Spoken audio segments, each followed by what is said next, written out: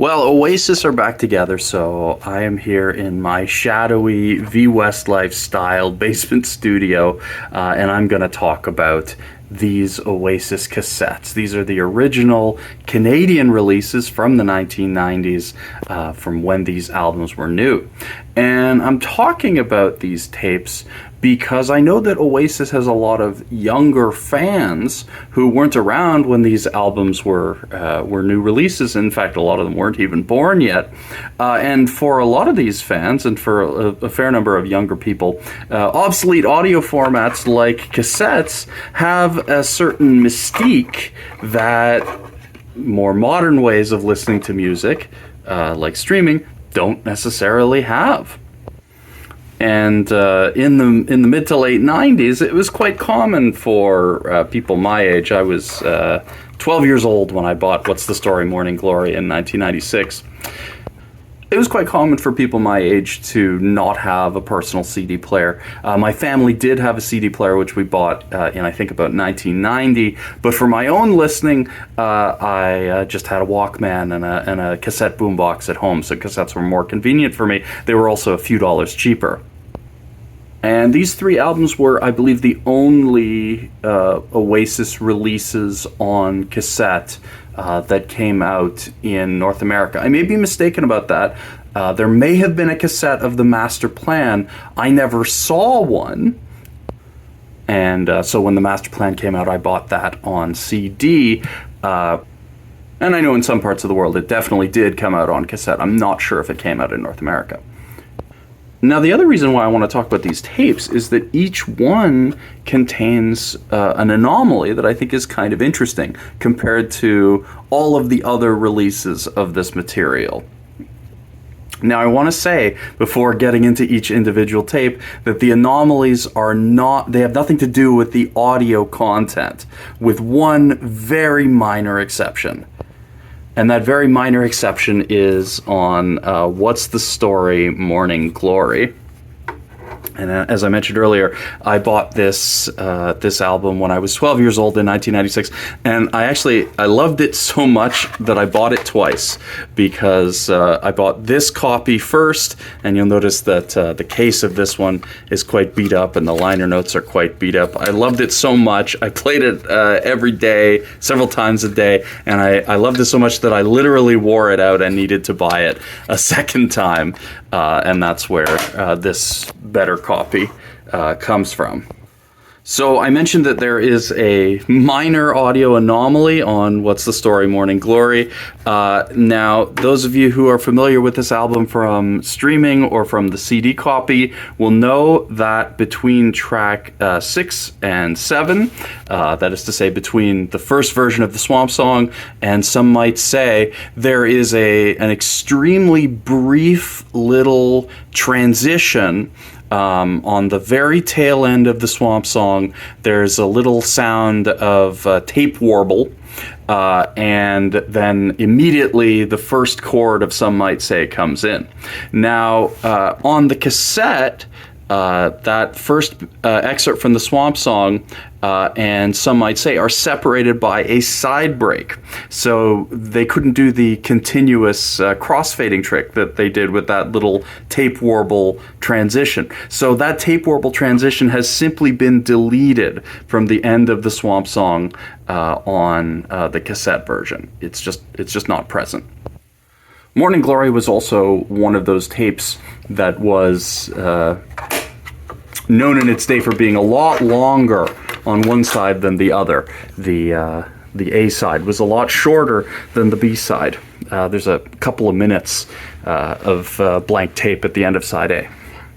But while we're on the topic of the Swamp Song, I want to highlight one way that the cassette version is a little bit anomalous, at least in terms of packaging, compared to other versions. Now, other versions have the track listing in this familiar way where the track 6 and track 11 are blank, or they're listed as untitled. Of course, we know that that track is called The Swamp Song because that's what the full version was titled on the Wonderwall single and on the Master Plan.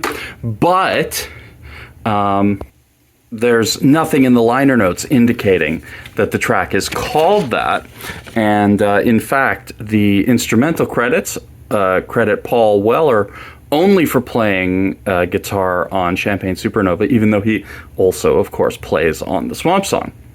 Now, this is all well and good. If you're an Oasis fan, you probably know this, that the track was untitled in the liner notes. But if you had the cassette version, it wasn't untitled. It said the title right there on the cassette. So on side 1, it says the Swamp Song version 1, as you can see here, right underneath Don't Look Back in Anger. And then you flip the tape over, and you notice that it says Swamp Song version 2, just before Champagne Supernova. So the people who had the cassette knew what that track was called. The people who had the CD didn't. Unless, of course, they were among the, millions of people who owned the Wonderwall single. And, of course, when the master plan came out in 1998, and I guess it was October of 1998, everybody else learned. So that's the anomaly for Morning Glory. And if you're wondering, yes, both of my copies of Morning Glory are exactly the same. This one, which doesn't really play properly anymore, you can see, again, look at all the wear on the tape. I played this one a lot more than I did the other one, but it also reads the Swamp Song version 1 and the Swamp Song version 2, although it's all worn out. The two copies are absolutely identical, though. Now, otherwise, the most obvious anomaly is with Be Here Now. And this anomaly isn't specific to the cassette. By the time Be Here Now came out, there was much more of a push to standardize between the releases. CDs are all the same internationally, and of course every North American release has something on it, and including this cassette. Every North American release, be it CD, cassette, or LP, if a North American LP exists, I'm not sure, but they all have the same element to the cover that might be catching your eye if you're really familiar with this cover from all current releases. Of course, Be Here Now includes, just to our left of the Rolls Royce in the pool, it has a little standee calendar with the release date of the album. And if you're not North American, or if you're younger than I am, you're probably expecting it to say August 21st, Friday, on that calendar. And that's because that was the original UK release date for Be Here Now. Younger people may or may not know that UK and North American record release dates used to be different. The UK release date was on Friday, and the North American release date was on Tuesday. And for major UK releases, the UK usually got it earlier. So Be Here Now was no exception. It came out on Friday in the UK, August 21st, but we in North America had to wait until the following Tuesday. And that is where I bought this, or that is the date that I bought this cassette. Actually, I had to wait until Wednesday. But at the age of 13, I finally managed to make it to the mall, to the Yorkdale shopping center in Toronto, at a now defunct department store called Eaton's, to help myself to this enormously anticipated album. And there you can see the cassette of Be Here Now. And this cassette looks quite pristine. Because the truth of the matter is that I don't think I listened to this album anywhere near as much as I did the first two. I went through a long period from about 15 or 16 to my late 20s where I didn't listen to Oasis at all. And after about 10 years, I picked up all three of these albums and gave them another listen, just to see what I could remember. And Be Here Now felt almost entirely new to me. I couldn't remember any of these songs, whereas I knew every note of the first two albums. But anyway, the tape is pretty much identical to the CD. The side break is After the Girl in the Dirty Shirt, and side B starts with Fading Out. And the liner notes, as with Morning Glory, just a shrunk down version of the CD liner notes. If you're familiar with the original liner notes for these tapes, for these albums, on the original UK or North American releases on CD, you probably know that the CDs came with the lyrics. They came with a booklet with the lyrics. The tapes did not, so they feature everything that's in the CD booklets in shrunk down, squeezed format, except for the lyrics. The lyrics were not included. Of course, subsequently, the Big Brother reissues of these albums got rid of all the pictures as well as the lyrics, I think possibly for rights reasons or something like that. The Chasing the Sun box set releases are also missing the original pictures from these 90s releases, and I don't know why. But it's a pity, because Be Here Now in particular had very colorful, very cool art direction. Okay, almost done. Let's talk about Definitely Maybe. This is the one that makes me laugh the hardest. I think it's the funniest anomaly of these releases. I like Be Here Now, the anomaly that I'm about to point out is not cassette specific. It's just specific to the North American release, but of course has been cleared up on all subsequent releases which have used the UK release. So, a long time ago, Noel Gallagher appeared on the Canadian music channel, Canada's version of MTV, called Much Music, and he did, I think he was doing an acoustic set or something, and somebody in the audience said that their favorite song on the album was Digsy's Diner, and Noel berated this fan for that terrible mistake. But of course, the title Digsy's Dinner doesn't appear in the song, and on the in the liner notes, in the track listing, it does in fact say Digsy's Diner. Now, I'm not sure if this was the case for all North American releases or just the Canadian release. I think reports differ on that one, but definitely my Canadian tape says Digsy's Diner on the cassette itself, and that title always made sense to me because I thought that the song had a kind of 50s malt shop kind of sound to it, but that was just me justifying a mistake, because on the body of the cassette itself, on the shell of the cassette, they actually get the title right. So let's see if we can find the right side here. There it is. Okay.